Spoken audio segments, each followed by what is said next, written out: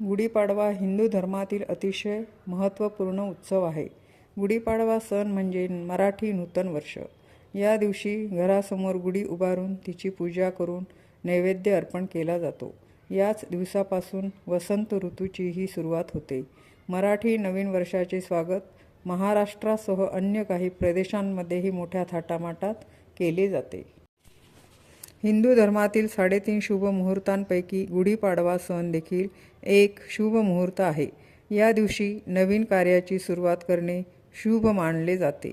तसेच प्रभू श्रीराम 14 वर्षे वनवास करून माता सीतासह आपल्या नगरीमध्ये परतले होते.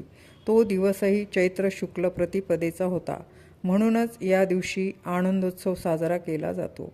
दुसरीकडे ब्रह्मदेवाने चैत्र शुक्ल प्रतिपदेस सृष्टी निर्माण केली होती. या कारणामुळे हा दिवस संवत्सराचा पहिला दिवस ठरला. अशा अनेक कारणांमुळे गुढीपाडवा सण साजरा करण्याची परंपरा आजही जपली जाते. गुढीपाडवा साजरा करण्यामागे अनेक पौराणिक कथा सांगितल्या जातात.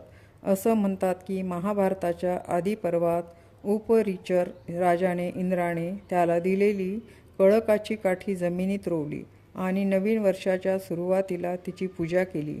या परंपरेचा आदर राखण्यासाठी गुढीपूजन केले जाऊ लागले. इतिहासात या दिवशी ब्रह्मदेवाने विश्वनिर्मिती केली असं वेदात म्हटल्याचा उल्लेख आहे.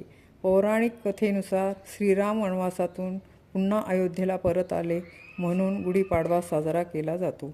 म्हणूनच यशाची गुढी उभारून हा दिवस साजरा केला जातो. गुढीपाडवा का साजरा करतात यामागे अनेक कथा सांगितल्या जातात. या कथेनुसार पार्वती आणि शंकराचे लग्न पाडव्याला ठरलं आणि तृतीयेला झालं होतं. म्हणूनच या दिवशी आदिशक्ती पार्वतीची पूजाही केली जाते. नववर्षाचे स्वागत करण्यासाठी घरोघरी गुढी उभारण्याचा कार्यक्रम केला जातो.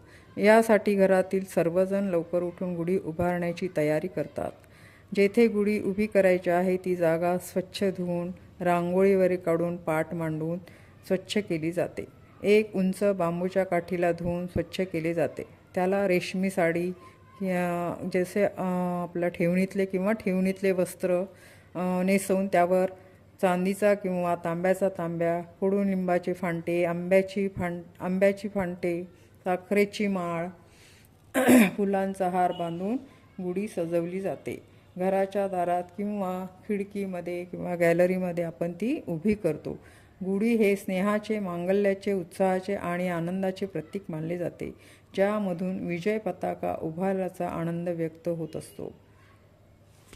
गुढी उभारल्यानंतर गुढीला कानवल्याचा आणि शेवयाचा नैवेद्य दाखवला जातो आणि नंतर भिजवलेल्या चणा डाळीचा गूळ, कैरी, कडुलिंबाचा तोर अशा प्रकारचा हा नैवेद्य दाखवला जातो आणि तो आपणही सेवन करावा, कारण हा नैवेद्य सगळा आरोग्यासाठी चांगला असतो.